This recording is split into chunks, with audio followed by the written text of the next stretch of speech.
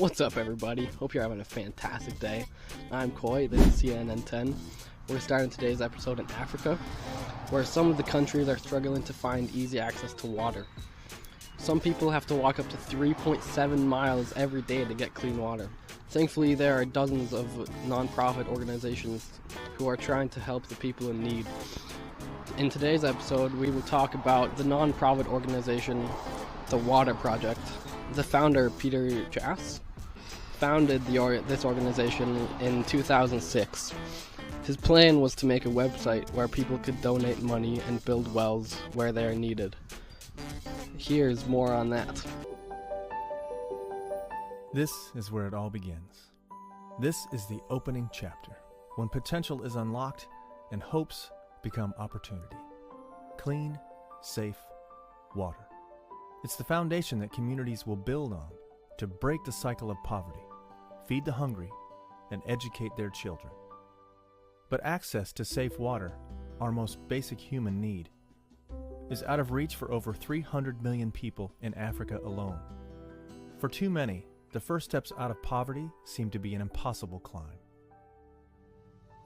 Today, more than 1 in 8 people around the world will start their day like this woman, walking to find something, anything to drink. All that wasted time, walking back and forth, collecting water that's killing them. Without access to a well and toilets, open pits, stagnant ponds, and contaminated rivers are often the only option. Full of disease from animal and human waste, this water leads to all kinds of problems. As much as 80% of illness is linked to unsafe water and poor sanitation conditions. Sick children can't learn. Girls drop out of school at puberty. In fact, waterborne illnesses kill more people every year than all of the conflicts and wars on Earth combined. But it doesn't have to be this way. It's needless suffering. The problem is access, and that can be solved. Access to clean water helps a community climb that first step out of poverty. Clean water leads to clean hands. It enables personal hygiene and proper sanitation, including the use of latrines and toilets. Clean hands improve health dramatically. Killer diseases like diarrhea are reduced. Child mortality falls. Healthy students return to the classroom. They can concentrate in class and are freed to study in the evenings. No more hours lugging water. Education breeds hope, and ambitious young students become productive members of their community.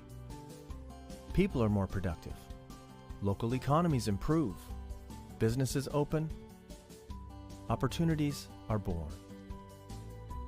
And even that is just another beginning. Join with us. Help us start something. Help us start someone. Visit thewaterproject.org and learn about the many ways you can get involved. If you've ever needed to go to the hospital before, you would know how long the waiting times are in PEI. This can be really annoying for everyone and possibly dangerous if you're in a lot of pain. This is CNN's Joshua Neal with more. Waiting for something you want can be tricky. Waiting for something you need is even harder.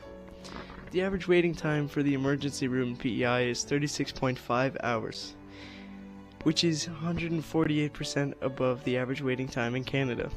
Just to compare, the average waiting time in Ontario for the emergency room is 2.1 hours. This means that PEI has a waiting time that is 16 times longer than Ontario.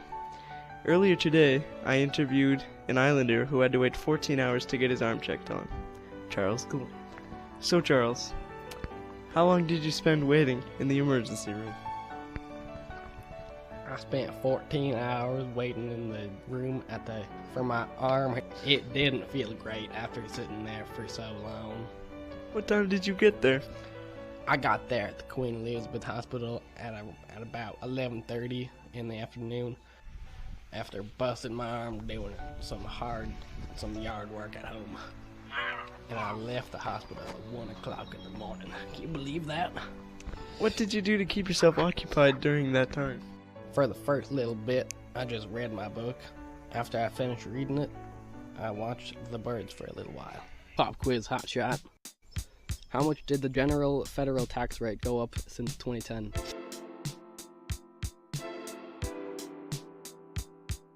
Raise your hand if you said 8%. The general tax rate in 2010 was 18%, and now in 2024, the general tax rate is 26%. Lots of people can struggle with making enough money to pay their house, car, or other necessities or luxuries in the first place. But with income tax, it can be a little trickier to afford these things we need. While yes, this money we pay is going towards important things like our hospitals, schools, construction, and more. It can be a struggle to save up money for certain things we want or need. Here's Dave Summers with more. Tax can be a tricky obstacle to get on top of, and if you fail getting over this obstacle, it can be very difficult to get back on your feet. What's your opinion on the Canadian tax system? I think that the Canadian tax system is definitely unfair. What's your opinion on the Canadian tax system? It's really annoying.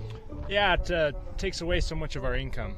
We're being taxed to death. It's super hard to start saving for a vehicle. Because of the high tax here in Canada, all of us Canadians are struggling to save up money for certain things like fixing a car or saving for a new house. Thanks to tax, a lot of our money is being taken away from us. To be specific, around 26% of it is being taken away. That's a lot of money. David Summers, Prince Edward Island, CNN 10. Back to you, Coy. Alright, our 10 out of 10 story is about a guy in PEI who loves to build his own surfboards and uses them to catch some waves. He's also a sponsored skater and surfer. So how long have you been surfing for? Been surfing for about 3 years. What first got you into surfing? I got into surfing when I moved to Australia. I've always been into skateboarding my whole life, but when the COVID lockdown happened, they closed skate parks down while I was in Australia, and I was only a 5-minute walk from the beach, so naturally I gravitated towards it and got into it. Are you any good at surfing? I would say after about 3 years of surfing, I could be better. I do love it though, and I try really hard at it, so. But yeah, I would say I'm pretty good. I surf probably once every 2 weeks, or once a week, like if I can. Whenever the waves are good, like, I'll be out there, but the waves aren't always the greatest, so I do my best. Once every 2 weeks, I would say. On PEI, how big are the waves usually? Typically the waves are only like 4 foot on a good day, so like waist to chest high, barely, but they can get upwards of like proper 7-8 foot waves in the winter time especially, or in hurricane season. So I heard you build surfboards of your own. What got you into doing that, and what's the process behind that? I got into it because buying surfboards on the east coast of Canada is very expensive, and as passionate as I am about having different surfboards and trying different shapes and sizes, it's not exactly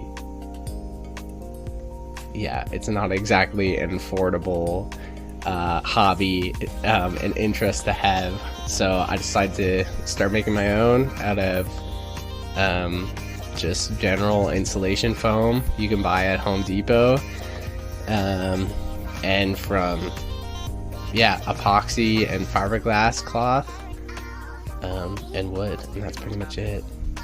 Compared to a normal surfboard, how much does the homemade surfboard usually cost? Well, for example, I would say a pretty regular board you can buy from a surf shop in Halifax or Ontario, which are probably the two closest places to buy, would be around $1,200 average, maybe 1,000 average-ish, and that's new. Sometimes used even are upwards of 1,000, maybe 800. The last board I built cost me around 200, but that's excluding tools. That's only just materials I used to build the board. Thank you, CNN. It's time to wave goodbye. We will see you later. I hope you don't get bored without us. Anyways, I hope you all have a wonderful day. I'm Coy Wire, and this is CNN. Can't really.